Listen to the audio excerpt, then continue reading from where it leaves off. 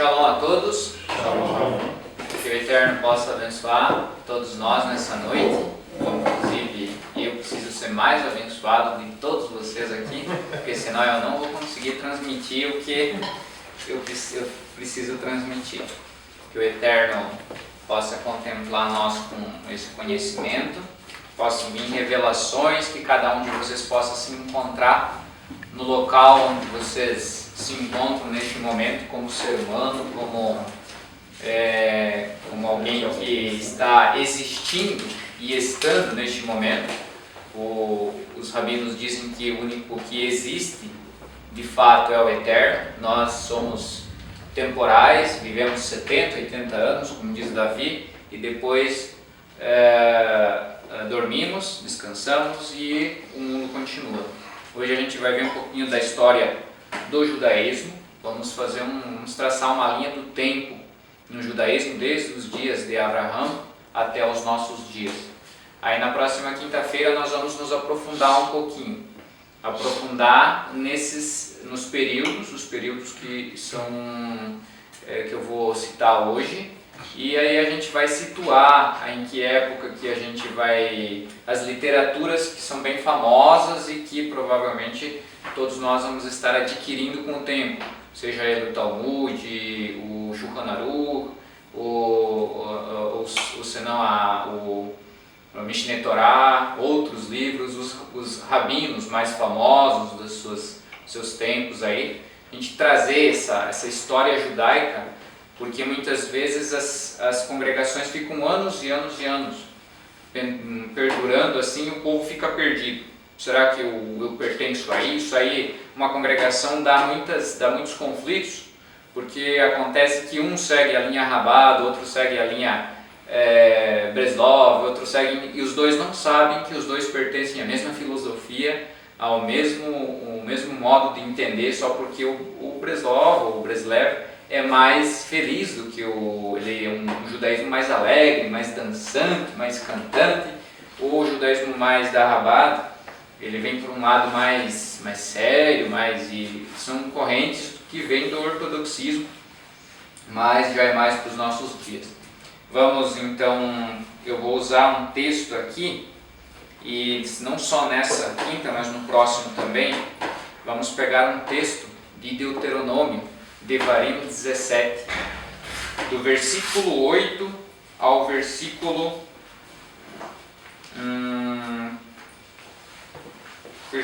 13. Deuteronômio 17, versículo 8 ao versículo 13.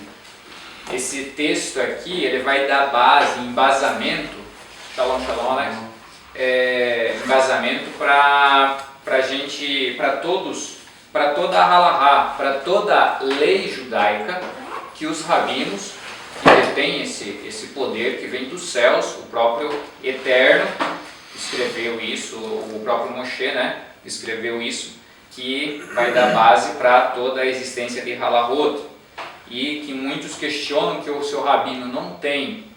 Os rabinos não têm mais essa autoridade, mas eles têm. A gente vai ver pela história que eles carregam isso, e por isso que nós, mesmo afastados, e vou retornando agora para a casa de Israel, a gente segue uma linha rabínica, um ensinamento rabínico, e a gente vai ver que graças a eles é que a verdade chegou até nós.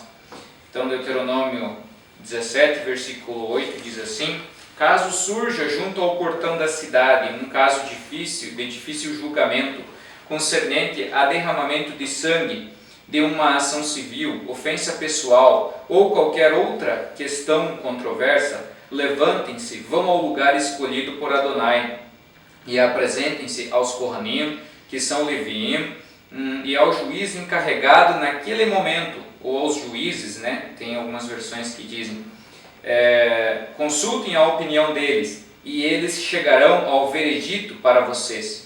Então ajam de acordo com o que disserem a vocês no lugar escolhido por Adonai.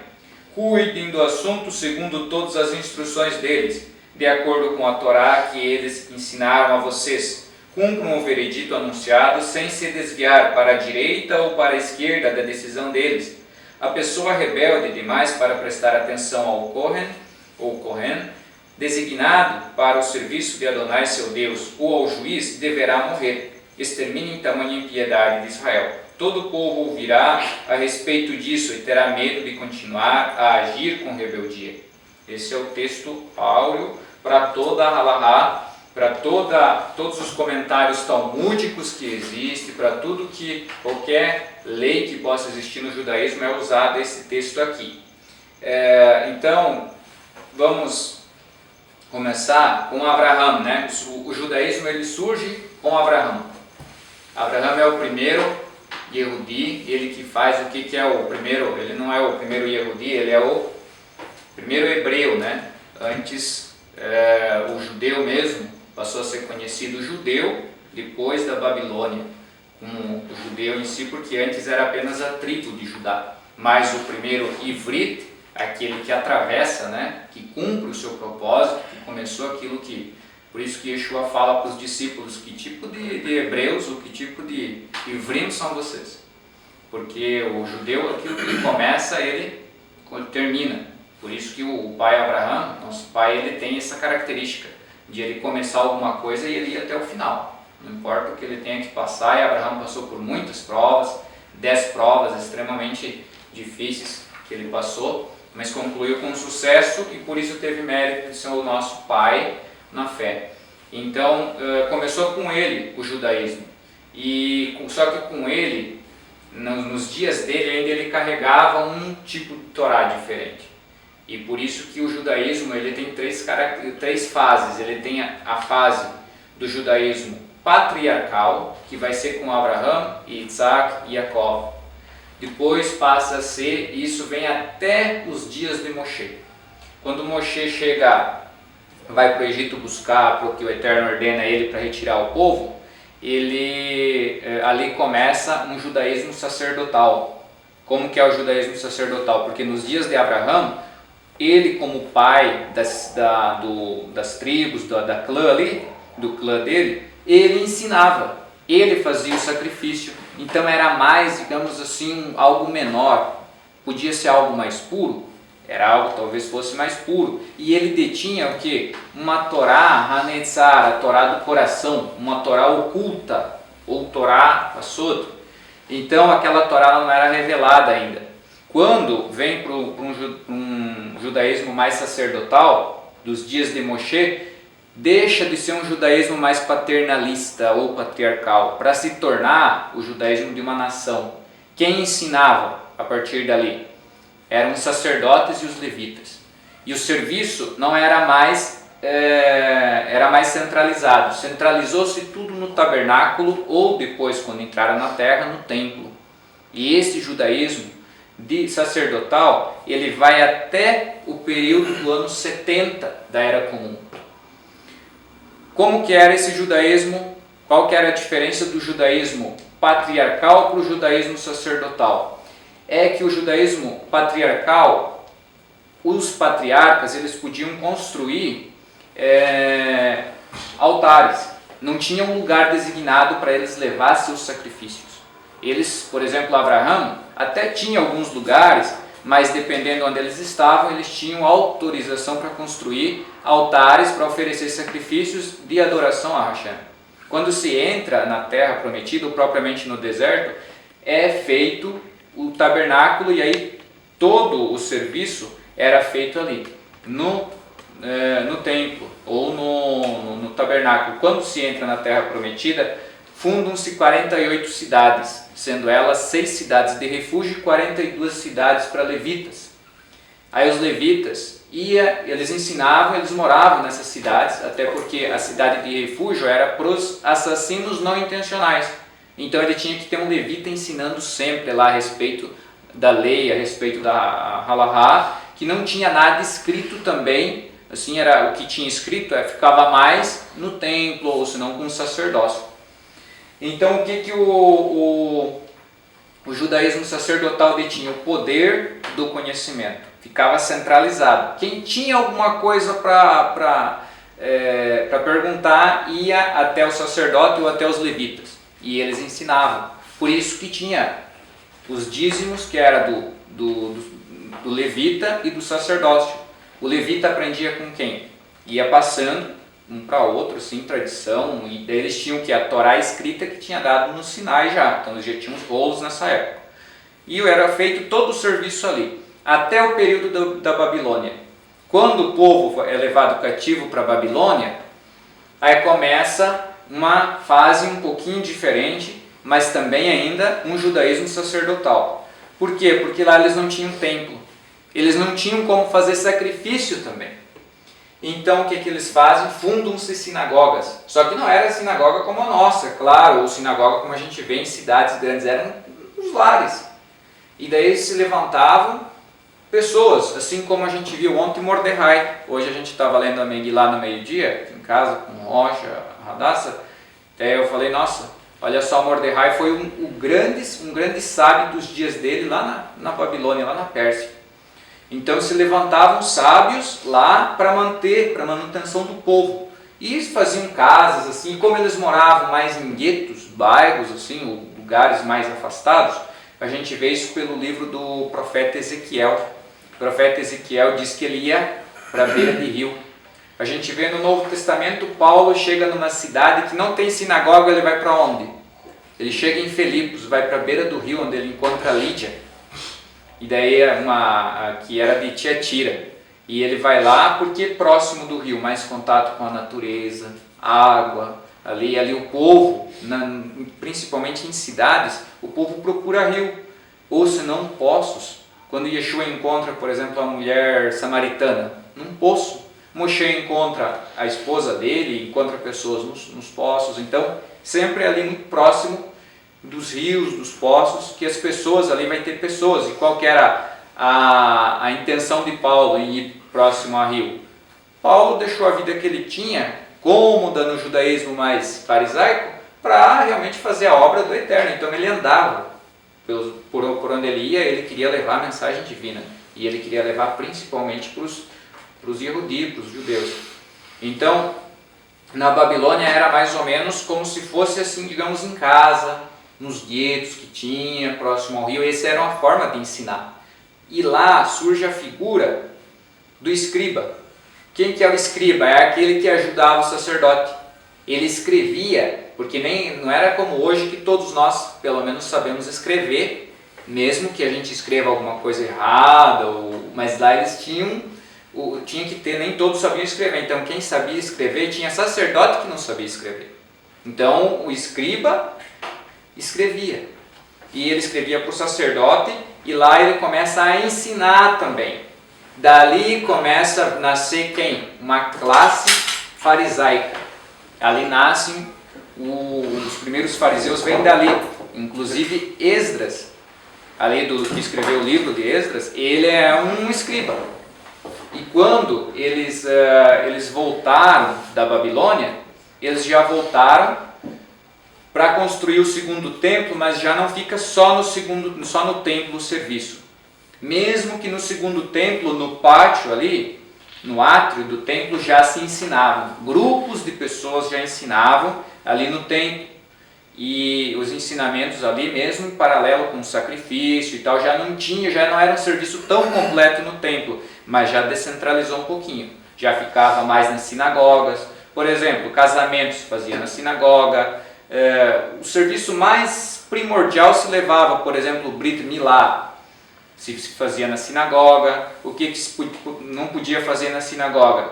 Pidyon Haben, a apresentação. Por que Yeshua é levado ao templo? Porque o Pidyon Haben teria que se fazer no templo. Sacrifício se fazia no templo. E até porque quando o sacerdócio volta, inicialmente ele é puro, mas depois, vocês vão lembrar que mais ou menos no ano 200, no ano 330 assume Alexandre o Grande, ele conquista a Pérsia. E aí começa a entrar um helenismo para o mundo todo, porque era o projeto de Alexandre o Grande, helenizar o mundo, levar cultura grega para todo mundo. E afetou muito o nosso povo também nesse período. E começou a entrar muita assimilação no povo. O problema que afetou e afeta nós até os nossos dias é exatamente as ideias muitas vezes que vêm de lá, daquela época.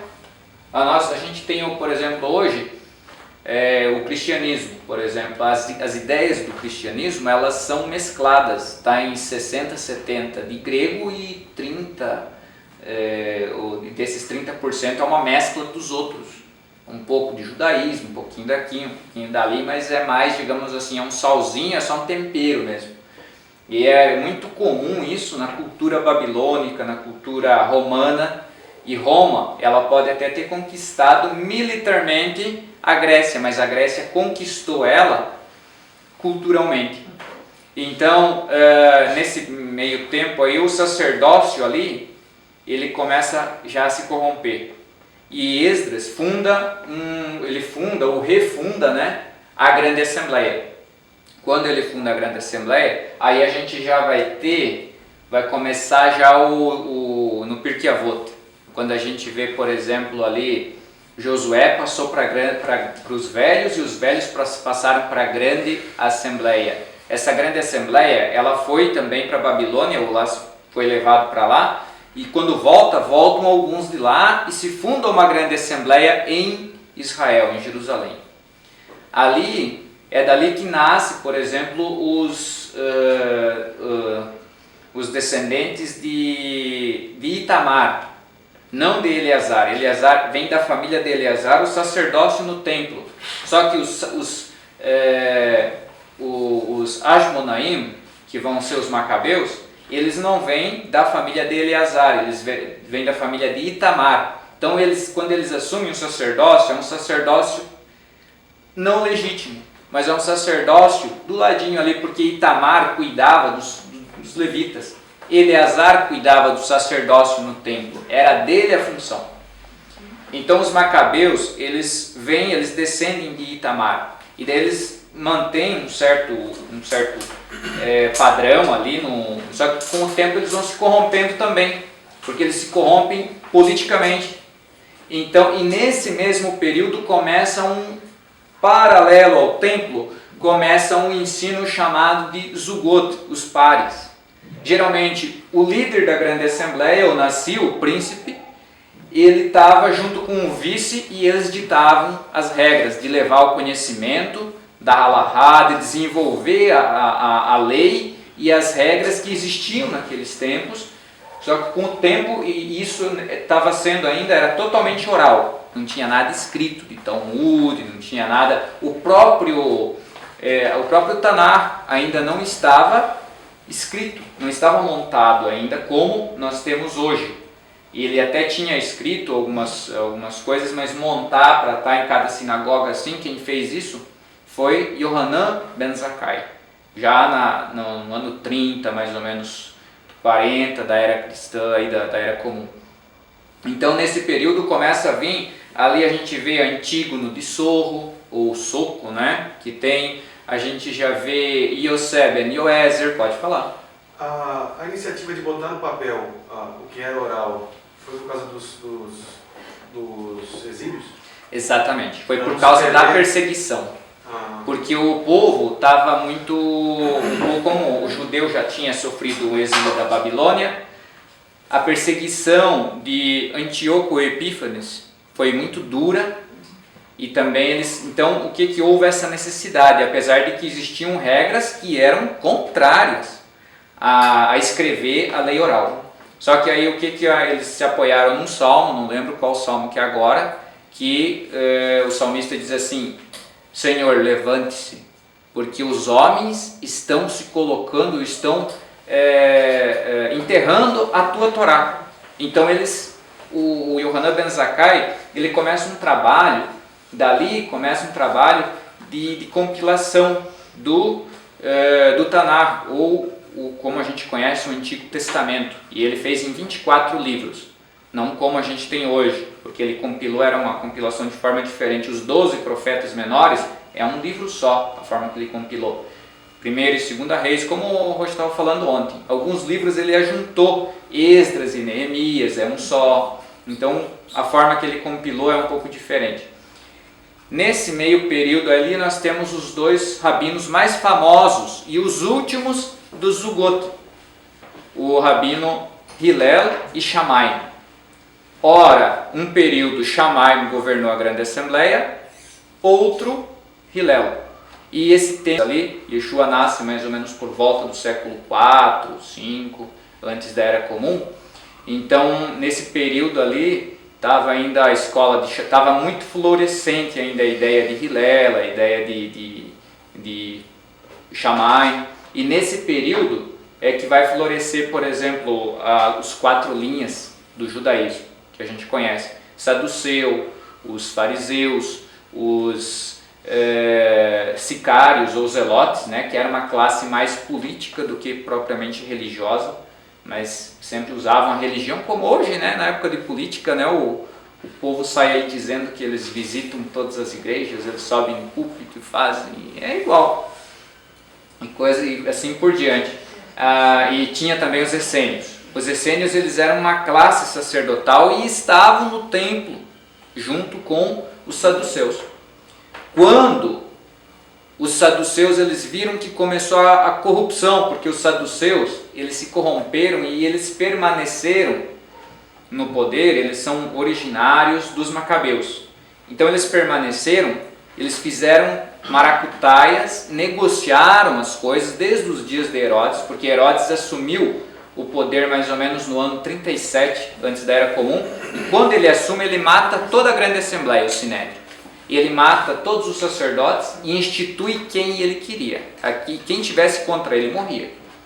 E tanto é que ele fez acordos com Roma justamente em cima do que os macabeus tinham feito, porque quem levou Roma para Israel foram os macabeus. Eles viram que não tinha mais como governar, então eles queriam se manter no poder e liderar o povo através da política e da religião. Só que para eles, em primeiro plano, a religião. Só que para eles se manter no cargo religioso, eles tinham que também apoiar alguma força política, senão eles não conseguiriam se manter e se tornariam vítimas novamente. Então eles fizeram um acordo com Pompeu, e daí Roma entra e assume e derrota os gregos, termina com os gregos ali, e daí Herodes, que já era filho de Antipater, Antipater já era um convertido ao judaísmo, foi convertido à força por João, vocês devem estar lembrados que teve João Hircano. João Hircano invadiu um local ali, um grande guerreiro, um judeu. Ele invade a Idumeia ali, a região da Idumeia, e ele obriga, quem não se convertia, ele matava. Então Antipater, que era um edumeu, e a esposa dele, que era uma árabe, se converteram. Então Herodes, até eu estou lendo um livro a respeito da história de Jerusalém, fala que Herodes ele tinha pelo menos 10 títulos da mais extrema importância. Ele era idumeu, ele era árabe, ele era judeu por conversão, ele era romano como cidadão, ele se considerava até de família sacerdotal. Então Herodes, quando chega, ele extingue com o sacerdócio, com o sinédrio, e coloca quem ele queria. Por isso que nos dias de Yeshua a gente vê aquela confusão de Anás, Caifás e tal. Ele não era mais aquela questão, o sacerdote é esse aqui até ele morrer, ele é o Nassi. Nos dias do primeiro templo, quem assumia as regras todas era o sumo sacerdote.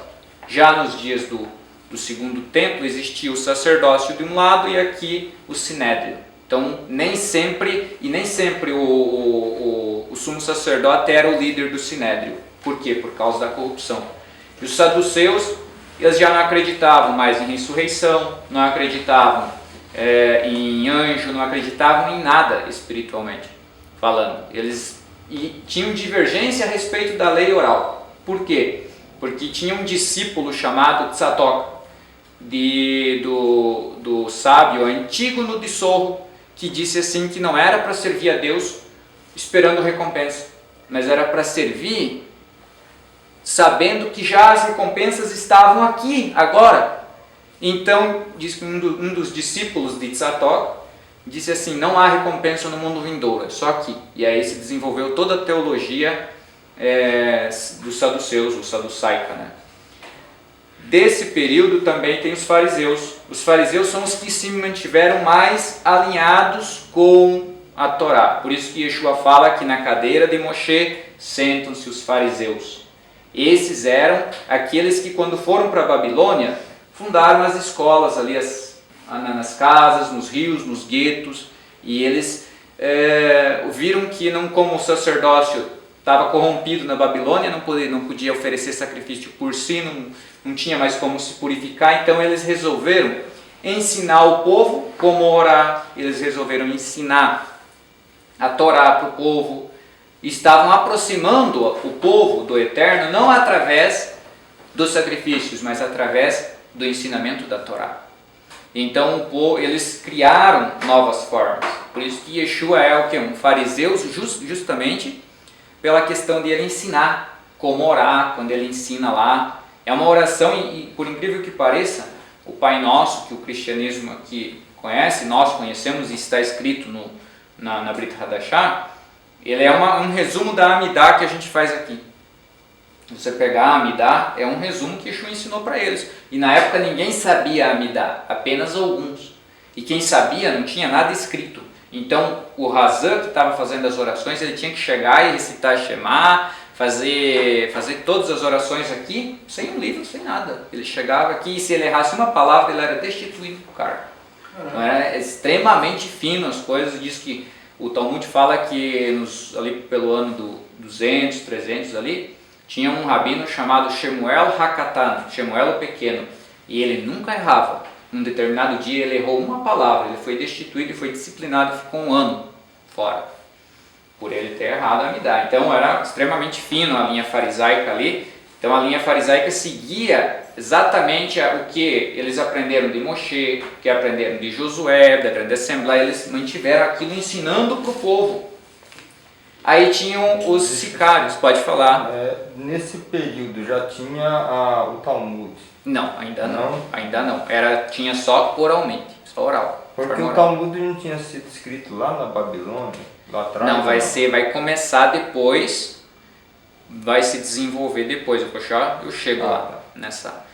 A gente está navegando, a gente está mais ou menos no ano, entre o ano 4, 5 ali, até o ano 30, 40. Então esses até ali eram os zugot, para a gente não se perder na linha do tempo, os pares. Quando passa ali mais ou menos esse período, ainda tinha os sicários, né, que eram os zelotes, que eles eram uma classe que eles queriam retomar o poder, só que eles queriam o poder político, eles lutavam mais pelo reino e não por questão muito espiritual. Tanto é que a gente vê que vem dessa linha aqui, alguns estudiosos dizem que Judas Iscariotes era um sicário, o próprio Barrabás era um sicário, era um zelote, né? Tinha o Simão Zelote, que era um discípulo de Yeshua.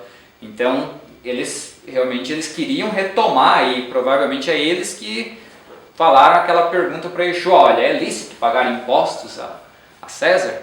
Então eles eram muito contrários a isso. O próprio, pode falar. Então é tremendo que são dúvidas que a gente vai colhendo em décadas, né? Dúvidas do geral. São quebras de paradigma, né? Nós começamos a ver agora os evangelhos com outros olhos. Por que Simão chegou e meteu a faca na orelha do camarada lá no Monte das Oliveiras, e Yeshua: opa, calma aí, rapaz. Entendeu? Guarda essa espada, senão pela espada tu vai perecer também. É outra espada que eles estavam falando. Exatamente. E a gente vai ver eles: pô, Senhor, então manda fogo dos céus, como na época de Elias. Não, rapaz, o Filho do Homem não veio para consumir, veio para chamar os pecadores ao arrependimento. Então você consegue agora, estudando todo esse pano de fundo, ler os evangelhos de uma forma diferente. Exatamente. Uma outra quebra de paradigma, que isso jamais a gente vai falar quando é convidado no templo evangélico e tal, porque você é lixado na hora. Né? O povo não está preparado. Né? Se você chega a Jesus e Yeshua nem vai falar Yeshua, porque vão confundir como minha mãe confundiu também. Que é isso, meu filho? Yeshua é aquela entidade demoníaca e tal. Não, mãe. Não é Yeshua. É Yeshua. Confunde tudo. Entendeu por quê? Porque o diabo, ele não vai criar nada. Ele vai simplesmente pegar algo judaico todo, até a palavra, para a pessoa, entendeu, saltar fora. A pessoa já se canalizar. Ou seja, o tridente do capetinha, como fala, não se parece muito com a menorá? Se parece. Uma irmã que tinha 30 anos de Assembleia de Deus, ela, na época que eu pregava lá, era dirigente, né, do ciclo de oração, ela me repreendeu na hora. Não, que idolatria, isso aí é do diabo e tal. Calma aí, o que é isso? Até me assustou. Não, calma aí, isso aqui é do diabo, tridente e tal. Não, minha filha, calma, isso aqui é menorá. Não, como é que é e tal. Aí você vê, meu Deus, sabe por que eu chorava? Porque eu vi o nível. Aí ela dirigia, meu irmão, no mínimo 50, 60 mulheres. Olha o nível, meu querido. Tá entendendo? Por isso cheio de problema no lar e tudo, e não aguenta mais o marido e tal. O marido não quer saber mais da mulher, no fanatismo. Aí vê, não, vou orar que até morrer. Morre orando, nada, um milagre não acontece. Verdade. Então quebra de paradigma, entendeu? Quebra. Só para não te interromper, não vai segue tua linha aí. Pode ir. A última agora, Yeshua, né, era fariseu. Que isso? Que loucura é essa? Por quê? Porque foi ensinado que fariseu é loucura do diabo, é raça de víbora. Sim, existiam fariseus ridículos, fanáticos, avarento, raça de víbora, sepulcro caiado, que não valia nada, tudo. Mas existiam os bons, os piedosos. José de Arimateia era fariseu ou não era? Nicodemos era fariseu ou não era? Eram ruins? Não. Jairo era fariseu ou não era? Era. Então você vê uma classe farisaica procurando Paulo e muitos dos fariseus creram nele. Está lá nos Apóstolos. Exato. Quando João chega e diz, porque quando nos fala essas coisas, porque Yeshua repreendeu o que a classe, poxa, como repreendeu os discípulos. Qual a classe dos discípulos? Aquele que ia pedir fogo dos céus? Não. Agora João já não era muito dessa classe, inclinava a cabeça no ombro do mestre, por isso foi dado algo a mais para ele na ilha de Patmos. Então a gente vê ali aquelas coisas acontecendo. Exato. Quando a gente com esse prisma olha no Evangelho, João e Yohanan, já o batizador, ele dizendo, olha, no meio de vós, no meio de vós, olha o pronome, no meio nosso não, no meio de vós. Ali ele estava falando para quem? Não agora, mas no primeiro oportunidade você chega em casa e olha o contexto. Você vai ver João debatendo com quem? Com os fariseus. Exatamente. E ele diz, olha, no meio de vós tem um. Vai se levantar um no meio de vós. Assim, assado. Está falando de quem? De Jesus Cristo, de Yeshua, do Mashiach. Ele fala no meio de vós, no meio dos fariseus. Porque ele é fariseu. Agora nós entendendo, o que é fariseu no contexto cristão? Pronto, já falei tudo. No contexto judaico, você vai para o judaísmo, você vai para o hebraico, você vai ver que é Purishim, no plural dos fariseus, né, ou Purishi, ou enfim, que significa mestre da Torá, mestre da lei. Senão você não era chamado. Por que chamaram Yeshua para ler a palavra dos profetas, lá de Isaías, quando ele disse, o Espírito do Senhor está sobre mim, tal. Ia chamar qualquer um? Vocês como pastores, enfim, iriam chamar num culto de domingo, que é o culto áureo. O tema principal, depois que passa por tudo aquilo e tal, a meia hora principal. 40 minutos finais é para a mensagem. Então ali você já vai chamar alguém adequado para se preparar e pregar. Ou você vai escolher um ali, pode até escolher, mas de confiança. Entrou ali um visitante, qual o nome dele? É Chiquinho, beleza. Vamos chamar o Chiquinho, tudo bem? Pode dar essa oportunidade que eu já vi. Mas você vai dar essa oportunidade para o camarada para pregar em 40 minutos numa igreja lotada? Não vai, meu amigo. O cara pode passar vergonha, o cara vai dizer, pô, nem convertido é. O cara vai falar o que? Ele vai abrir o livro dos mortos lá para ler. Entendeu? Olha a vergonha. Então, quando chamaram Jesus Cristo e Yeshua para dar a palavra para ele, nós temos que entender o judaísmo, isso que está sendo pregado. Para ver se chamaram ele é porque ele era um fariseu. Exatamente. Ou seja, mas hipócrita não, era um racídio, um piedoso, um mestre toral, o rei dos reis, senhor dos senhores. Que ele falava era batata, era para realmente cumprir a lei da maneira correta e não da maneira como estava sendo pregado. E aí chamaram ele, vem cá, rapaz. Você estudou, provavelmente na escola de Shammai ou de Hillel. Ele estudou aquele homem. Para quê? Para dar exemplo, senão ele não ia ser chamado. Então a gente começa a fazer essas perguntas e entender. Entendeu? Então quebra paradigma, entendeu? Quebra essas coisas e a gente consegue entender a Mas palavra uma de coisa Deus. fica encadeada com a outra, né? Se ele fosse zeloso, se não fosse um que ensinasse corretamente, ele já era para ter sido apedrejado um tempão. Há muito tempo. Eles Há ficavam muito tempo. esperando uma brechinha dele só. Pronto. E por que ele não pegava? Porque ele era a Torá viva. Junto A dele. Torá viva. Exatamente. Ou seja, na mulher, desculpa passar o tempo, mas a Não, coisa pode. funciona. Exatamente. Por que na mulher que foi pega, tem outros discursos, foi, não foi, enfim, vamos lá, a mulher foi pega em ato de adultério. Ok, foi pega. Agora vamos pegar ele. Ou seja, se ele disser mata a mulher, pronto, é isso que a gente quer, vamos detonar ela. Se ele falar não mata, pronto, A Torá não vai matar, porque foi pego em ato. Então ele é um falso profeta, ele está indo contra a Torá. A gente mata ele e ela ainda por cima. Exatamente. Então não tem como escapar. Agora eu pergunto, Yeshua falou, você vê escrito que ele disse não mata a mulher? Ou seja, para um bom entendedor, ele falou, tá liberado a matança, pode matar, pô. Não precisa estar escrito para eu entender. Mas agora Yeshua colocou o quê? Princípio naquilo. Exato. Calma aí, eu não vou dizer que não pode matá-la, porque a Torá prescreve que mate. Ok? Eu vou autorizar vocês matar. Quando eles iam jogar pedra, não, calma aí, tem princípios da Torá, que vocês não estão entendendo. Qual é o princípio? Quem não tem pecado, joga a primeira pedra. Ah, meu irmão! Aí o cara, caramba, não tem como matar ela, porque olharam para si, não tem como matar ele, porque ele interpretou a Torá, uma halahá. Aí começou a largar um por um as pedras, foram embora, e daqui a pouquinho mais ficou só ele, o rei da Torá, a Torá viva, que mata e que levanta. Incorporada, digamos assim, no homem de carne e osso. Exato. Chega para aquela mulher e fala, cadê os teus acusadores?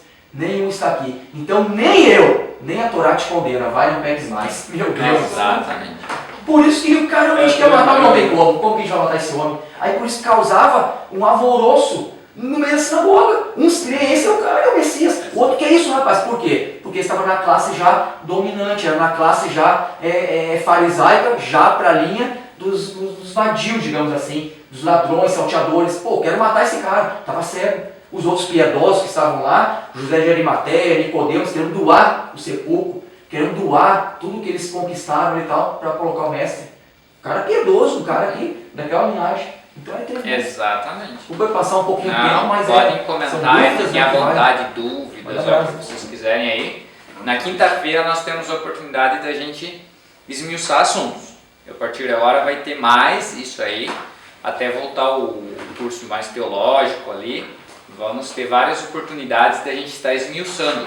Vamos estudar a história do judaísmo, o desenvolvimento das escritas ou dos escritos judaicos, e vamos pegar também futuramente, vamos entender um pouquinho a vertente cristã. Porque como a gente vem do meio, a gente tem que entender onde a gente estava, por que nos ensinaram assim, para a gente não apedrejar pessoas erradas e para a gente também não idolatrar ninguém, para a gente ir e saber que aqui, tanto eu, quanto o Rocha, quanto o Mota, quem vem ensinar aqui, a gente não está fazendo, a gente não está tirando nada da nossa cabeça. Nós apenas somos transmissores, rino, aqueles que a gente transmite, a gente pega daqui, vocês podem comprar o livro, amanhã depois é vocês que estão ensinando isso aqui. E vamos todos aprender uns com os outros. Voltando então na linha do tempo, na história, os Hillel e Shammai, e Yeshua, ele tendia mais para a escola de Hillel. Apenas uma halahá que ele tendia para a escola de Shammai, sobre o adultério. Yeshua era totalmente Shammai, ele não dava o veredito conforme Hillel. Hillel era mais leniente, ou digamos assim, mais leve. Leniente não, né? Hillel era um grande cumpridor de Torá, mas Hillel ensinava com mais amor. Agora Shammai, ele dizia, é sim ou não? Quando Yeshua fala aquele sim ou não, ele está pegando de Shammai. E dizem que nós, atualmente, aqui nessa vida, somos julgados pela linha de Hillel, pelas leis de Hillel. No mundo vindouro seremos julgados pela escola de Shammai. Por que isso? Yeshua fala isso. Que em várias situações ele fala assim, lá haverá choro e ranger de dentes. Então lá o julgamento é um pouquinho mais, um buraco um pouquinho mais embaixo. Mais afetado. Então, provavelmente porque lá a gente já vai saber muita coisa, né? Quanto mais é dado, mais é cobrado. Então Hillel e Shammai fecham essas duplas. Porque essas duplas que estavam lá ditando as regras, ou digamos assim, no milênio, né? Exata, isso. Pode ser o milênio ou os julgamentos que vão ter no milênio aqui, que é um dia a gente pode estudar sobre escatologia. Depois deles começa a classe dos Tanaim. Quem eram os Tanaim? Os ensinadores. A nossa irmã ali ensina.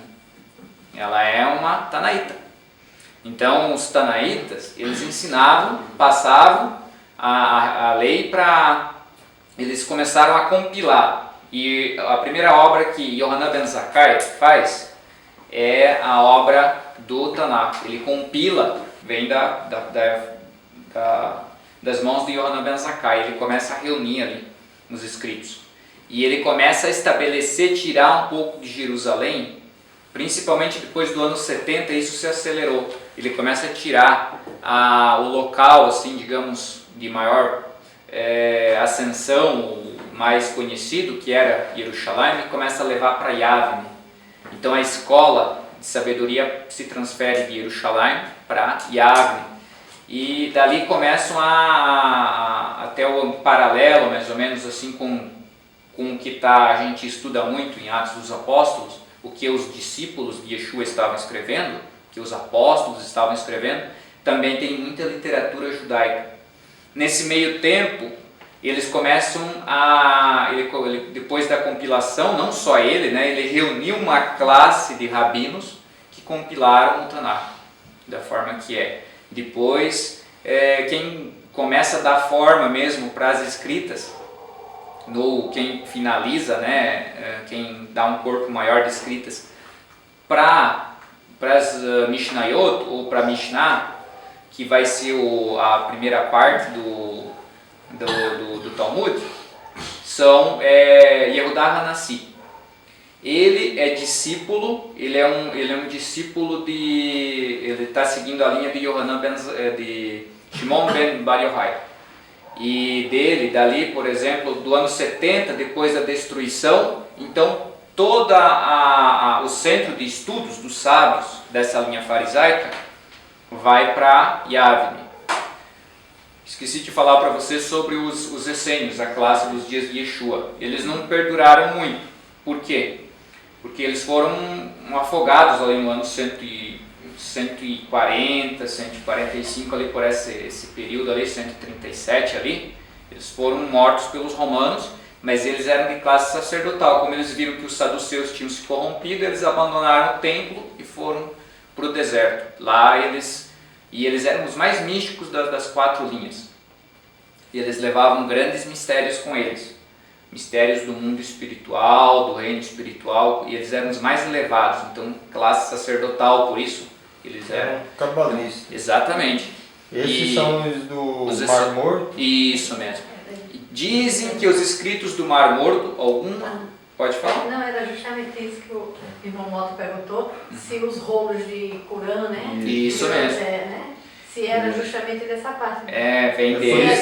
Só que também tem uma linha que pensa que quando os fariseus viram que Roma ia atacar, dizem que os essênios vieram e pegaram de um local lá, de uma escola farisaica, e levaram para o deserto os escritos com eles e esconderam. Eram escritos que estavam em Jerusalém. Então, para a gente ver que tinha escrito, então tem um fundamento até meio que lógico histórico nisso, porque os fariseus escreviam. Os essênios talvez até pudessem escrever, mas quem tinha mais recurso de escrever eram os fariseus. Então, e o judaísmo é assim, ele não é rígido. Você pode até pensar diferente de mim, mas na hora da dificuldade nós nos unimos. É isso que aconteceu com os essênios. Eles até se excluíram e foram para lá viver uma vida mais monástica, mas ao mesmo tempo eles estavam de olho o que estava acontecendo ali com os irmãos deles. Em prol da Torá, nós vamos pegar a Torá e levar para o deserto, tal, esconder esses rolos que depois posteriormente. Primeiro a herança genética e também a herança espiritual. Exatamente. Por isso de lado todas as diferenças. Exatamente.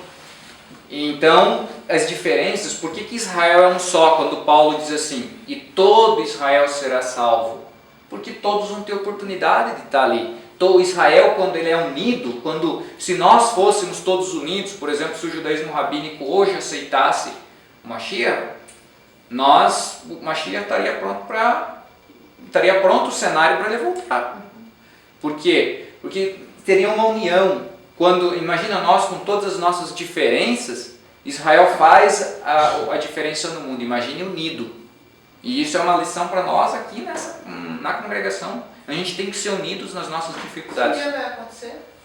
Vai acontecer um dia isso? Vai acontecer nos dias que antecedem a vinda de Mashiach, muitos judeus vão se converter, como já tem se convertido, mas daí vai ser mais em massa. Assim, Porque tem muitos que são bem ortodoxos mesmo, que não aceitam de jeito nenhum. Só que isso é profético também, né? É profético porque o próprio Isaías já tinha profetizado, e isso vem muito de herança, porque, por exemplo, a gente vê hoje o judaísmo, mesmo que ele ainda não tenha Mashiach, mas ele detém o maior conhecimento de Torá, está na mão do judaísmo rabínico. Quer falar? Uhum. Uma coisa que eu acho engraçado, o ultra-ortodoxo, o ortodoxo, o reformista, eles sempre quebram um pau entre eles, né? Sim. Mas sempre estão unidos. Sempre estão estão comendo unidos. na mesma panela. Só que nós, como nos aceitamos o Mashiach, a gente é bem excluído mesmo, né? Bem desrespeitado por eles. Exato, nós vamos chegar num ponto para nós conversarmos sobre isso também. Talvez, não sei se vai ser ele, talvez seja o Rocha que vai falar sobre isso, mas nós vamos chegar Você na... acha que antes do Mashiach vir, pelo menos, ser mais... Pelo que eu li, tem algumas coisas que atenuam isso, né? Brit Milá, você faz as orações corretas. E também Tem algumas tem coisas que muita os caras questão. olham e falam assim, peraí, eu vou ver esse cara Tá porque... entendendo? Exatamente, por isso que eu digo. O cara vai olhar pra ti com toda essa bagagem que ele tá falando, entendeu? Lá Aí em você vê, Israel, você olha pro cara, o você vai se judaísmo não. messiânico, para eles, vai ser considerado como se fosse uma classe inferior, assim, Uhum. deles. Exato. Eu acredito que Deus está preparando para encontrar no meio do caminho. Uns vão deixar de ser tão rigorosos e outros vão começar a aceitar a coisa que não via, que é a raiz judaica. E daí também tem muito da nossa transformação. Como a gente está vindo da diáspora, então a gente, por exemplo, vai desde a nossa vestimenta, passa por nossa alimentação, por nossos costumes. Por isso que eu digo que tanto para eles, se a gente se colocar no lugar do judaísmo rabínico é difícil, como para nós é difícil. Talvez a gente olhe e diz assim, poxa, o judaísmo, o judeu ultra-ortodoxo, ele é muito... a palavra que eu poderia usar, ele é fanático.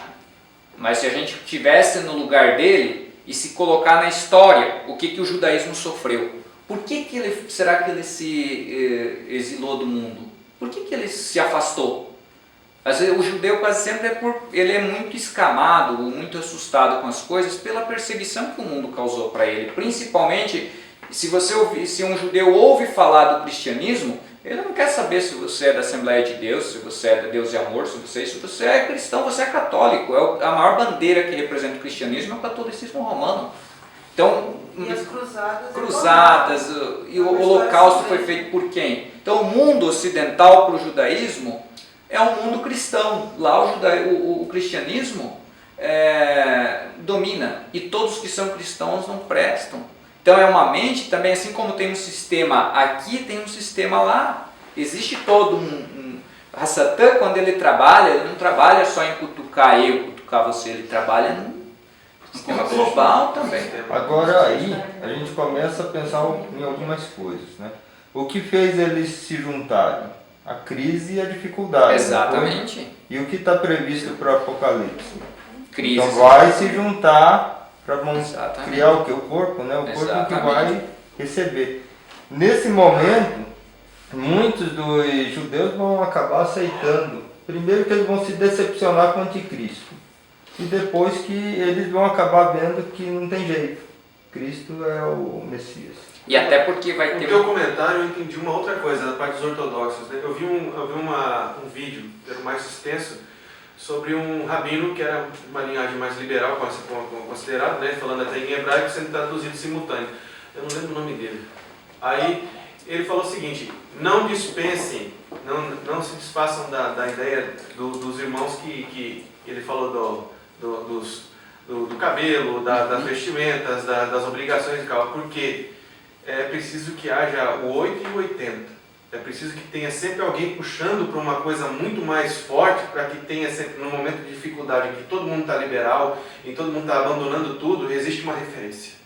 Porque eles são a referência. Exatamente. Ele falou desse jeito. Exatamente. A gente tem que entender que o Eterno, ele trabalha mesmo lá com o extremo de lá e o extremo de cá.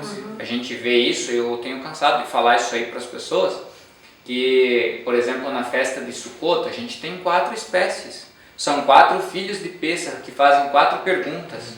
Numa comunidade, eu estava conversando com a Ri e o Luiz Fernando no Shabat aqui, numa comunidade, a comunidade é de Tzibur, então tem que ter o justo, tem que ter o Benoni, que é o mediano, e tem que ter o Rashaim, aquele que vai te aporrinhar e dizer, mas por que tu usa isso aí, Ri? Por que tu faz isso?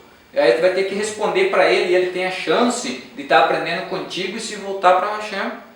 Então é necessário isso, assim como um ajuda o outro. Então se a gente olha para um olhar um pouco mais misericordioso para isso, com um modo mais da Torá, a gente vai ver que, por exemplo, o Mar Vermelho diz que se abriu em 12 caminhos, os sábios falam. Então não abriu só, o Eterno respeita as individualidades, só que existe um esqueleto, como dizem os sábios. Aquele que se envolver com idolatria, mesmo sendo de Israel, e ele morrer idólatra, ele está fora. Existem alguns pecados, algumas faltas nossas, que nos excluem do mundo vindouro. Então, quando Paulo fala que todo Israel vai ser salvo, mas ele também fala que nem todo Israel é Israel. Então tem que ver que, o que é para ser Israel. Então a gente volta na origem do nome, que foi mudado de Jacob. Será que Jacob, quando foi mudado o nome dele, ele era um qualquer? Não, pelo contrário, era o momento mais elevado da vida dele.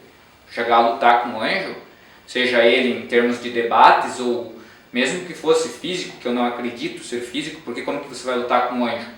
Um anjo faz isso aqui, ó, já era. Acabou. Então, são situações que nós temos que analisar. Às vezes a gente pega uma folha e diz assim, é isso mesmo. Mas a gente não virou ela, a gente não olhou ela assim, a gente não olhou ela assim. São 6.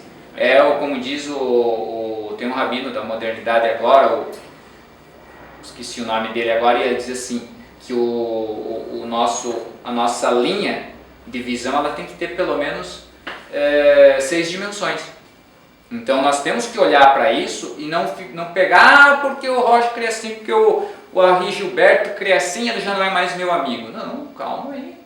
Ele também é alguém que está aqui buscando, assim como eu tenho os meus defeitos, e cada um vai seguir uma linha com muito respeito. Yeshua pegou de várias linhas e juntou ali. Será que tinha debate entre eles?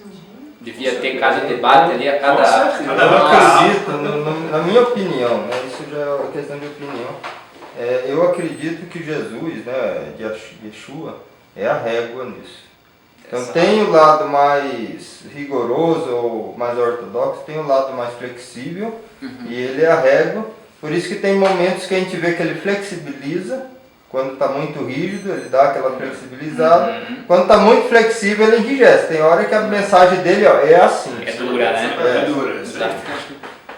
Chama de Satanás.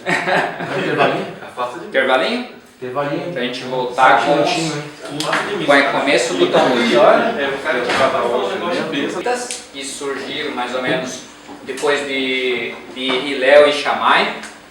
Hillel e Shammai deram o início, o fim da era dos pares ali, do tempo dos pares, e começaram os tanaítas, os ensinadores. Eles foram até o ano 200.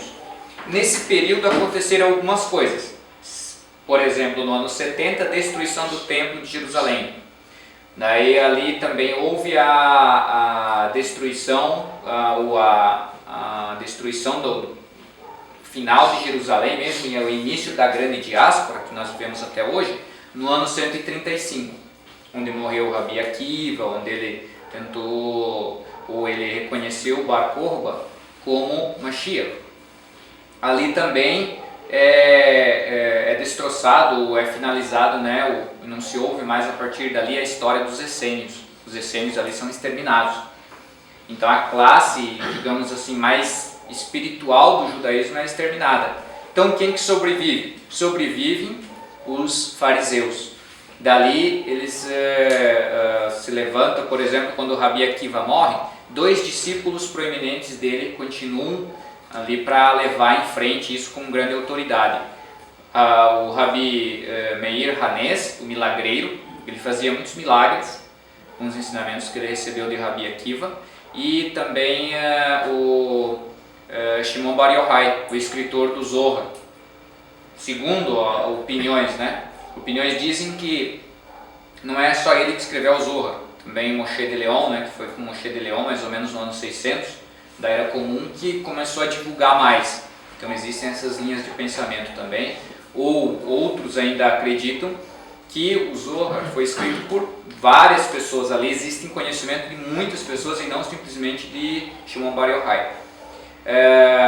Depois dele, o mais proeminente é Yehudah Hanassi, que começa a escrever as Mishnayot mesmo, aquilo que era apenas oral, passado de pai para filho, passou a ser escrito.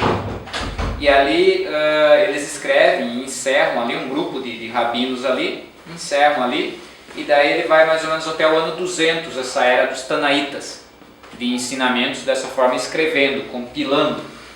Depois surgem os Amoraitas. Os Amoraitas vêm de Emor, aqueles que falam, aqueles que discutem. E eles passaram a discutir essas Mishnayot. O que essa Mishnah quer dizer?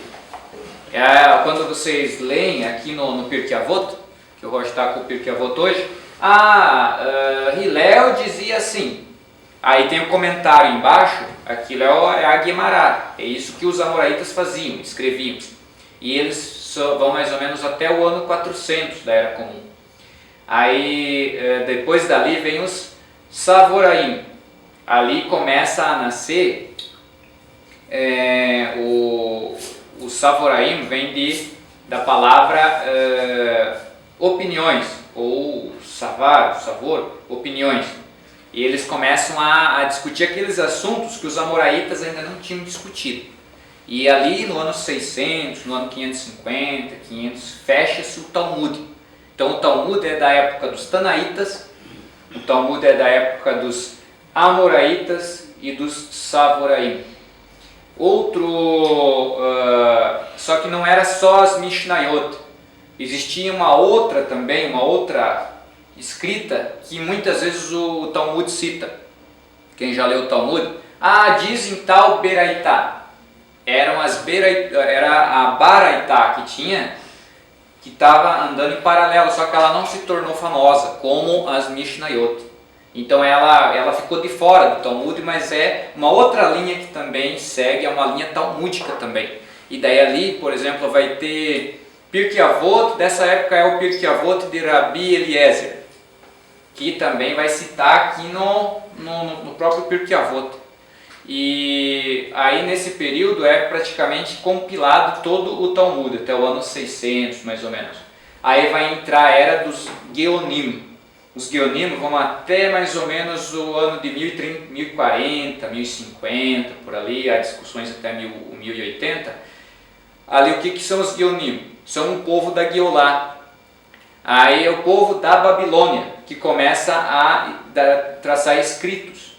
Nesse período ali, também são escritos os Shifrim. O que é Shifrim? São os Midrashim escritos na Babilônia. Foram escritos na Babilônia comentários da Torá. Por isso tem Shifrim Bereshit, Shifri Shemot, Shifri Vaikra, Shifri Bamidbar, Shifri Devarim. São comentários que a gente encontra e também são sábios que estão debatendo ali. Mas isso aí tudo vocês vão encontrar, nós vamos encontrar na livraria Sefer, em qualquer outra livraria que você já vai dar aquele já ouviu falar nisso. Já tem inclusive isso aí? Aí vai procurando, eu também procurando. Isso tudo que eu vejo, por exemplo, num livro ali, eu olho, de acordo com tal, já dou um Ctrl+C, Ctrl+V, copio, e já no português. Gumash seria uma outra forma de falar, que é 1/5 no caso. Sim. Gumash é um dos livros. É só Pentateuco. Pentateuco. Aí são comentários, esses Midrashim, e o que eu estou citando aqui é pequenininho, porque assim como o Roche traz coisas aqui, vocês com o tempo vocês vão ver que é muita coisa, surgiram muitos escritos. Então o Talmud, ele foi escrito mais ou menos na mesma época que o Novo Testamento foi canonizado ali. Na verdade, oficialmente, porque o Novo Testamento terminou de ser canonizado no ano mais ou menos de 1700, historicamente falando, uma história mais verdadeira. Septuaginta foi escrita em que ano mais ou menos? Septuaginta ela foi escrita antes da Era Comum ainda, com os escritos que estavam, só que não eram da forma como Yohanan Ben Zakkai tinha feito. Ela é padrão para a escrita da Vulgata. Né? Ela é padrão. E o escrito grego mesmo que tinha era a Septuaginta, que daí ela foi compilada a partir dos escritos de Esdras. Porque Esdras que colocou, por exemplo, Esdras organizou as parashiot ali, como a gente conhece Torá hoje, talvez tudo de Esdras. Então, a partir do ano 1038 ali, acaba o período dos Geonim, né? Aí começam a entrar os Rishonim, que são os primeiros a comentar sobre o Talmud. Aí vai se destacar dois grandes rabinos, e daí já passa mais para o Ocidente, Espanha, Europa, aí vai entrar Sefaradita e vai entrar Ashkenazita. Só que não tinha uma divisão como hoje, porque o judaísmo ele foi se dividir mais ou menos no século XVIII, por aí, 1700, alguma coisa assim. O Ashkenaz é norte europeu? Ele é mais do Oriente, ali da Alemanha, né? Alemanha, Polônia. Por exemplo, o primeiro escrito, o primeiro dos rabinos que escreveu muita coisa foi Urashi, um rabino Shlomo Ben Israel. Então ele era francês e ele é o rabino mais literal das escrituras que tem. Quando você quer aprender partes literais, comentários da literalidade judaica, Rashi. Ele é o cara que escreve bem literal. Um pouco depois se levantou na Espanha, Ramban, o rabino Moshe Ben Maimonides. Rashi, por exemplo, escreveu muitos comentários sobre Talmud, ele escreveu um comentário sobre toda a Torá, e Rashi foi uma grande referência para aqueles dias no século XI. No século XII, quem fez mais a diferença no judaísmo foi Maimônides mesmo, o Rambam. Maimônides tinha 6 profissões. Ele era médico, era filósofo, e ele introduziu filosofia, tentando adaptar a filosofia grega para que o judeu não saísse do judaísmo, mas juntasse a filosofia com... Então a gente vai ver o Maimônides um pouco mais místico pela junção da filosofia com o judaísmo, com a halahá, com a lei. Então ele é um iluminado mesmo, ele escreve muito bem, ele escreveu o Mishneh Torah, ele escreveu, tem o livro Guia dos Perplexos, tem a carta do Iêmen, então tem várias, epístola do Iêmen, aliás, são vários escritos que ele é muito proeminente, e dentre esses Rishonim, que são os primeiros a comentar sobre o Talmud, aí começam discussões e mais discussões. Você vou ler um texto do Rambam. Aí você vai, quero ler um texto mais antigo, vai ter que procurar dos Geonim, do ano 1040, 1050 para baixo. Então você vai ver que as literaturas, que às vezes tem alguém que cita, não, mas fulano falou assim. Mas de que época ele era? Por isso que é importante a gente saber essas épocas. Saber quem era um Tanaíta, quem era um Amoraíta, quem era um Saboraim, quem era um Geonim, quem era um Rishonim. Rishonim são os primeiros a comentar sobre os escritos do Talmud.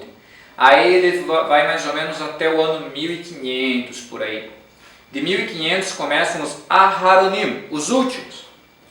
E daí a gente vai ver a estrutura do Talmud, a gente vê que lá tem os Tosafot que escreveram, que são os netos de Rashi.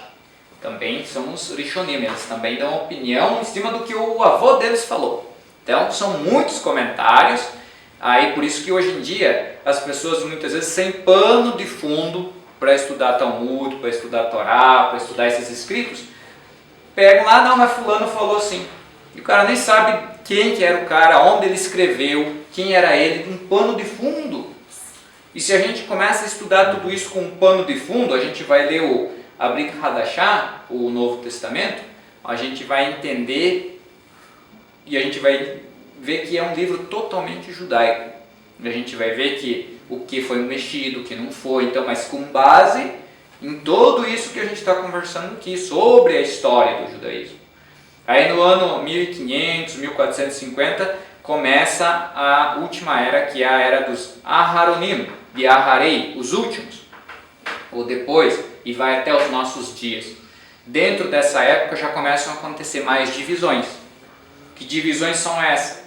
Por exemplo, o judaísmo... Qual ano? 1500 e... 1500, 1550, por aí, começam os Aharonim, os últimos. E essa história que eu estou traçando, pode falar? Na verdade, antes, né, essa parte da história anterior a essa divisão toda, são fases e não divisões. Né? Exatamente. E fases que o judaísmo rabínico vem trazendo sem corrupção. Vai passando, e daí a gente vai ver nessa época assim, muitos escritos. Então tem muitos escritos que foi publicado somente muito posterior. Por exemplo, teve uma época que o judaísmo ele se escondeu em si. No ano de 1500, por ali na Idade Média, o judaísmo se escondeu muito, sim, porque era muito perseguido. Por exemplo, no ano 1100, época das Cruzadas, aí você pegando esse gancho todo, você vê o desenvolvimento da literatura rabínica totalmente escondido. Aí você vê por que vai surgir depois só literaturas místicas, literaturas mais voltadas assim para a cultura judaica e tal. Então a gente vê, por isso que é interessante a gente estudar um paralelo do judaísmo e cristianismo. A gente vai ver o que cada um sofreu e como o mundo estava naquele período. E a gente vai pegar toda a história do mundo, a gente vai ver que mesmo em grandes trevas, lá no fundo tinha uma luz. Os judeus guardando a Torá para que hoje, nos nossos dias, florescesse como está florescendo. Então, depois do ano 1500 ali, 1550, que ainda estava aquela perseguição, por exemplo, a Inquisição, que a gente vê desse período ali, eles começa-se uma divisão. Por que começa essa divisão? Porque o judaísmo tinha se tornado extremamente metódico, muito dogmático, era dogma em cima de dogma, só que já não tinha mais como, digamos assim, era muito nhenhenhê demais. Não podia virar a cabeça para cá porque virou errado, não podia dar um passo assim porque o Shabat era um peso tão grande que... Aí vão surgir os reformistas, que ele vai tirar fora Shabat, ele vai tirar fora Brit Milá, ele vai tirar Kosher, ele vai praticamente tirou toda a estrutura da Torá. Se tira Shabat, se tira Kosher, se tira Brit Milá, se tira festa, você perdeu totalmente a tua identidade. Você vai ser um judeu culturalmente, você vai dizer eu sou um judeu, mas você vai no Shabat na sinagoga? Não vai. Guarda Yom Kippur? Não. Aí surge toda essa... e daí vai depois do que o judaísmo... Nós temos exemplo, né? Temos exemplos aí de pessoas famosas que são judeus. Sim. Vão em Yom Kippur uma vez ao ano, mas pula 7 ondas para ir Exatamente. Dão dinheiro aos pobres e tal, sim. Entendeu? É notório. São judeus. Exatamente. Pregam muito bem ali, pelo menos uma vez ao ano. Bacana. Por quê? Porque são reformistas. Exatamente. Agora vai na sinagoga? Não vai. Talvez vai ali uma vez ou outra e tal, para honrar talvez uma outra... Entendeu? Ou talvez com uma politicagem e tal, tranquilo. E ele até em casa. Mas a sinagoga fundamentada nessa mentalidade. Tem. Lá pode uma palavra, mas... Tanto é que num seminário rabínico nos Estados Unidos, na inauguração do seminário rabínico reformista lá do ano 1700 e pouco, o prato principal era um porco com uma maçã. É uma questão que é importante, eles deturpam, escrevem essas coisas deturpadas de forma que a gente possa pegar um livro deles totalmente. Existe esse risco, então? Existe. Por isso essa administração, essas aqui de quinta, justamente para nós. Mesmo se você for pegar linhas do cristianismo ou linhas do judaísmo, se você pensar, se eu for observar pelo que eu conheço, que é mais do cristianismo, até os liberais têm muita fundamentação naquilo que fazem. Então difícil você rebater. Entendeu? Então é difícil rebater. Na verdade não é você tomar contato, assim, você ver o que casa com a tua vida, se você for ensinado que aquilo que é correto, que Shabat tem que ser guardado e tal, e aí de uma hora para outra, você vai lá e abraça uma outra vertente, aí o errado não é o cara que escreveu o livro, mas você que ignorou os princípios que foram passados no teu lar. Aí vai achar alguma coisa que vai se adequar a você. Justamente. Entendeu? Exatamente. Não nossa adequar a Torá, entendeu? É assim. E aí nesse ponto aí, depois o judaísmo reformista, ele também se dividiu. Ele se tornou um judaísmo, os que achavam que estavam, daí ele começou a ser muito liberal. E tinha uma ala lá que disse assim, não, mas eu não queria tanta liberalidade assim. Então eles fundaram, agora não faz muito tempo, no ano de 1968, surge nos Estados Unidos o judaísmo reconstrutivista. E ele, qual que é a base dele?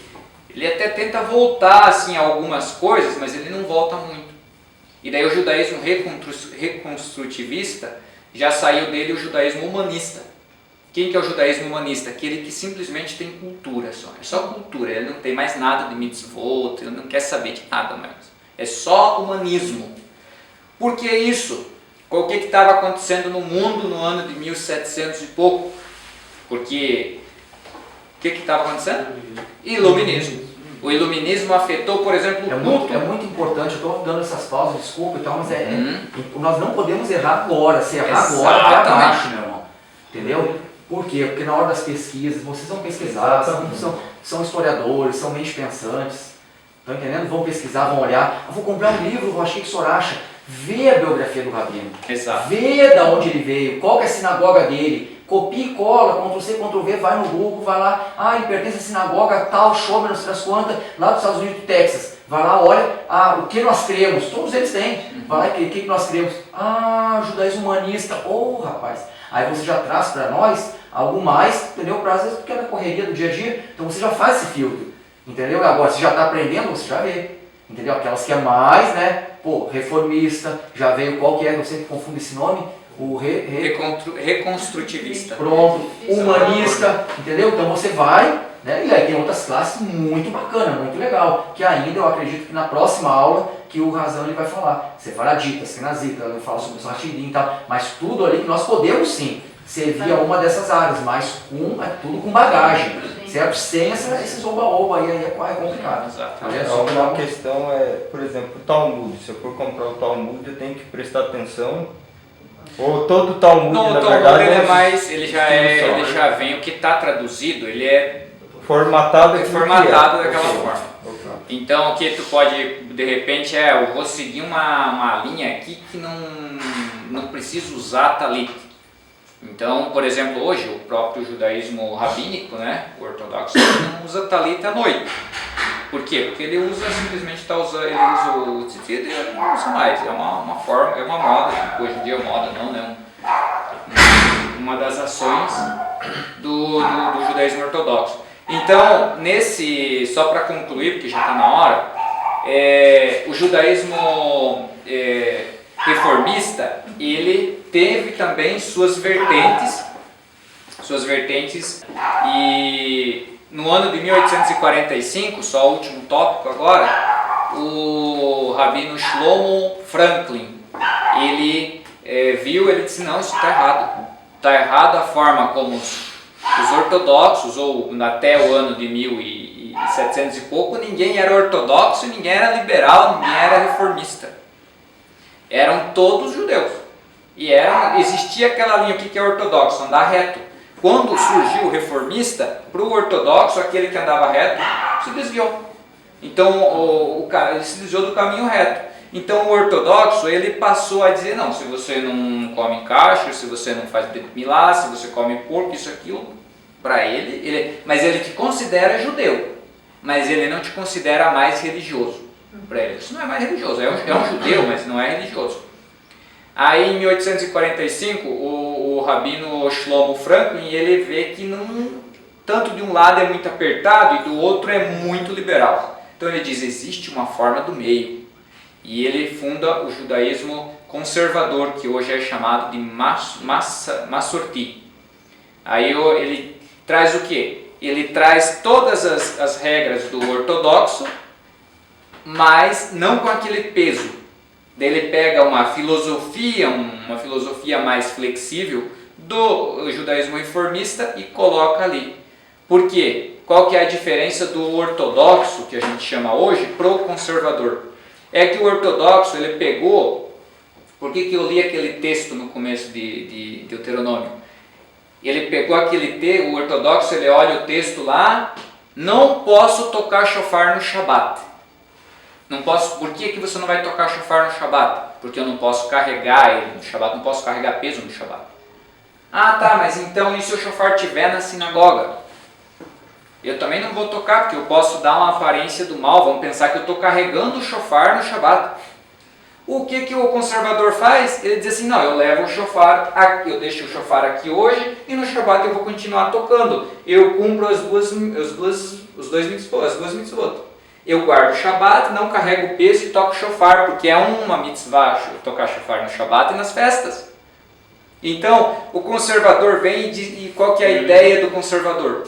Eu posso interpretar, eu vou consultar os juízes dos meus dias. Ah, aqui nós estamos com uma dúvida, em quem que você vem? Você vem ali no Rocha para conversar com ele. E ele é o juiz que está aqui. Ah, mas ele não sabe tudo, mas é o juiz. O ortodoxo está mais para Rashi. Aí o ortodoxo, mais literal. Ele é mais literal. Ele é mais literal e ele não trabalha, por exemplo, com o sistema de jurisprudência. Em casos que já aconteceram. Ele simplesmente, o que o conservador faz? Ele dá vida para aquela halahá que o sábio lá do anos 200, antes da Era Comum, falou que era assim. Ele diz, pô, ele interpretou assim lá. Mas naquela época não tinha energia elétrica, não tinha carro, não tinha isso, não tinha aquilo. Então hoje ele interpreta. Não posso andar de carro no Shabat. Não posso. O conservador vai dizer para você que não pode. Aí, mas eu queria andar de carro. Por que tu quer andar de carro? Porque eu quero ir para a sinagoga, levar a minha família. Então, está explicado, pode ir. O ortodoxo vai falar que não. Quero acender a luz no Shabat. Por que tu quer acender a luz? O ortodoxo não acende luz no Shabat. Por que tu quer acender a luz?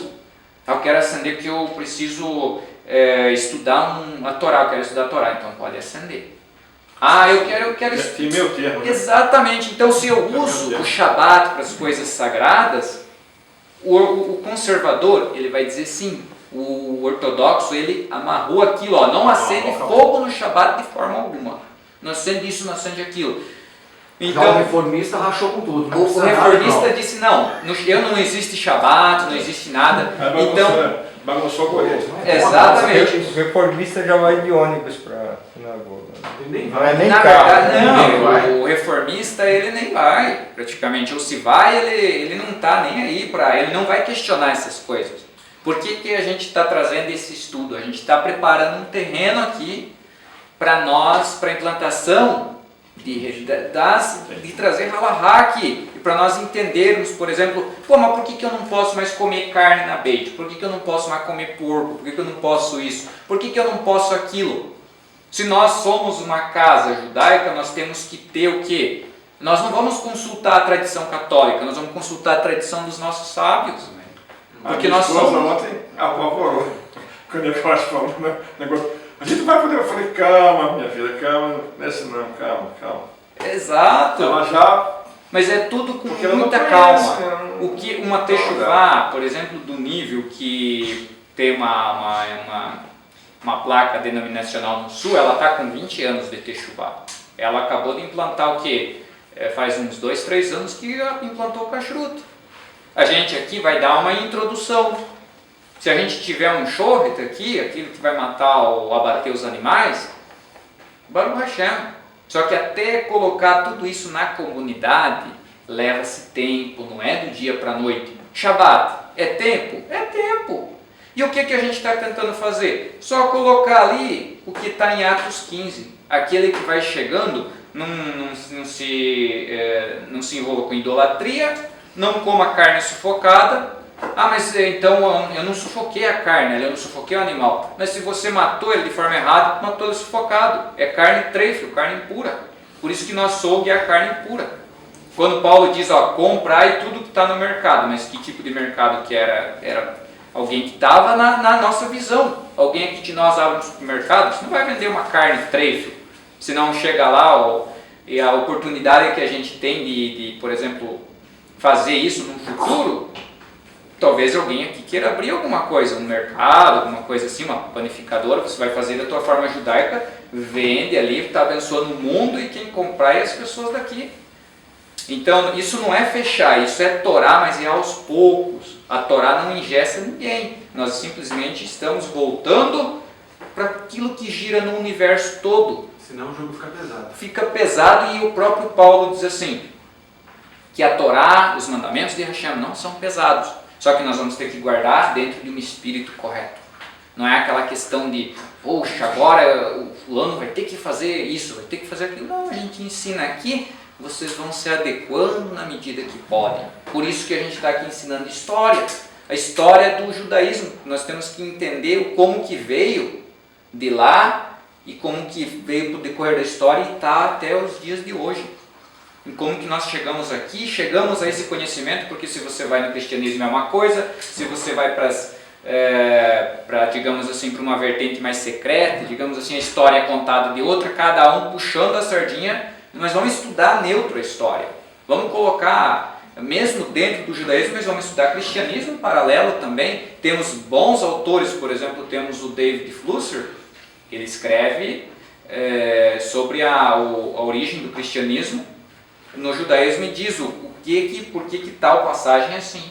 E ele era um dos que mais estudou sobre a vida de Yeshua. E como um dia ele até brincou com um pastor. Ele dizia assim, o teu Deus é o meu mestre. Ou o meu mestre é o teu Deus. Falou para o pastor. Então nós temos que saber adequar tudo certinho, porque se a gente dá um tiro agora errado, vai comprometer toda a estrutura lá na frente.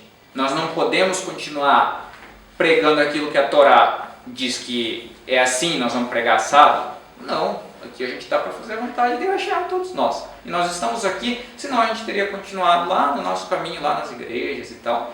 Então essa é a ideia, a nossa ideia de colocar para a comunidade, mas aos poucos.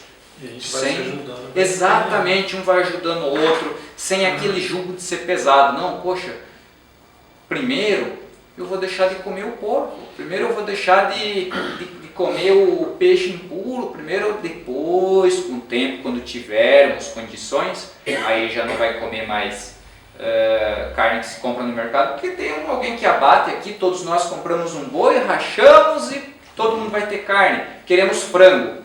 Alguém aqui cria frango, compramos frango de alguém aqui, vai lá, faz o abate, é um frango para cada um. Temos peixe, então existem, como o Rocha falou ontem, a gente está dando uma proposta, mas também está dando uma situação, uma solução para que isso aconteça. E a história, esse estudo dos... Pode falar? Aqui já em Campo Grande a gente tem alguns locais que vendem carne já comida kosher. Já tem? Já tem alguns locais que tem. Tem? Tem. Carne tem? Tem. Só que é um preço bem diferenciado, né? Porque tem todo o processo. Mas já tem algumas boutiques de carne que vendem já. É? Kosher. No Arildo tem? Não sei se no Arildo, mas tem algumas casas que já faz essa... Mas uma forma da gente baratear isso aí, então, é ter o nosso próprio show aqui na comunidade. Que é uma... Então para o próximo estudo, vamos trabalhar um pouquinho mais literaturas. O que foi escrito em tal período, para conhecer todo mundo, vamos pesquisar aí. Vocês saírem pesquisando da forma dentro do que é esperado aí, para a gente se manter dentro de uma doutrina bem saudável, simples, mas com bastante argumento, com bastante, nós vamos crescendo. Saiba que a Techuvá é de agora até o caixão. Se isso não voltar. É que nem eu estava pesquisando sobre essa questão da carne do shaharit. E o que acontece? Para a carne ser kosher em todo esse processo, tudo, é feito o abate, é feito é examinado, né, os órgãos internos, tudo, para ver se está tudo ok, se realmente é kosher. E Israel importa a carne dele, em toda a sua maioria, do exército, 100% sai do Brasil. A maioria da carne sai daqui mesmo do Brasil. No frigorífico lá na saída para ter. E nós aqui, daqui, ter o nosso próprio matador, assim dizendo, né? com a pessoa que vai fazer o abate Opa, só vou e o exame. Só vou pra bater o animal. Então basta ter o açougue, aí compra do matadouro que faz assim. Mas aí essa pessoa que ela é treinada para fazer, eles também têm, eles mandam uma ou duas pessoas, tem sempre, depende do número que é. Lá eu sempre tem o pessoal, meu pai falava sobre isso. Mas ele não faz, ele fica observando. Exato. E se tem alguma coisa que os caras fazem errado, assim, isso aqui pode descartar, isso não entra no carregamento. Ele marca tudo, né? Uma marca específica, que tá até uma escrita em hebraico lá, que não cabe. E assim, essa aqui pode ir, essa aqui. A carne não tem que, o animal antes de ser abatido, não tem que fazer não sei se é uma ação, uma coisa assim. Sim, tem a brahá, né? Tem a forma. Eu sei que a prudente. gente pede a bênção do alimento que a gente come. Mas quando, nesse caso, por exemplo, essa carne aqui que vai para Israel, só É se feito tiver a mesma esse- coisa. É feito. É feito.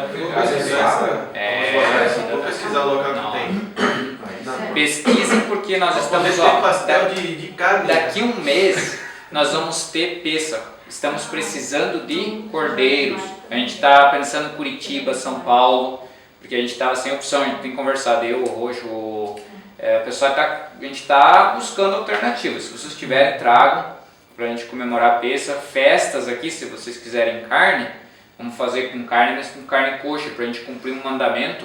Porque senão a gente já vamos cumprir Pêssego, mas vamos trazer um cordeiro que não é kosher, aí a gente está cumprindo um mandamento, mas ao mesmo tempo agarrado lá em algo impuro, então não fica legal. É que nem se a gente tiver quem faz o abate, dá para comprar por aqui mesmo. Claro, aí compra o animal, faz o abate. E se você vai comprar uma carne coxa na Isso tem em Curitiba que faz, não dá o tem? triplo do preço. Manda dinheiro, eles mandam congelado, um isoporzinho, pá. Entendeu? Eu não sei te explicar nos detalhes um abate kosher, só faz uma oração, tem que ter uma faca especial, então... Tem, não pode, não ter, você que não pode ter contato, porque na Seja Leve Light você tem o boi orgânico, você tem a coxa e quando você vai colocar, não pode nem no mesmo refrigerador tá junto nada. Porque eu tenho uma amiga que é a filha dela, né? Eles seguem o noivo e tal, eles seguem a tradição e quando chega na casa dela, ela tira tudo que ela tem na cozinha dela e vem tudo preparado diferente, até as panelas para poder fazer o preparo. Exatamente, tudo isso. Não come nada se tiver dentro. Não misturou, né? Aí foi ela que me disse, aqui em Campo Grande tem. Dá uma pesquisada para nós, por Vou favor. pesquisar para saber direitinho. Porque foi ela que me deu essa informação, né, que tinha, porque ela precisava comprar quando ele vem para cá. Sim.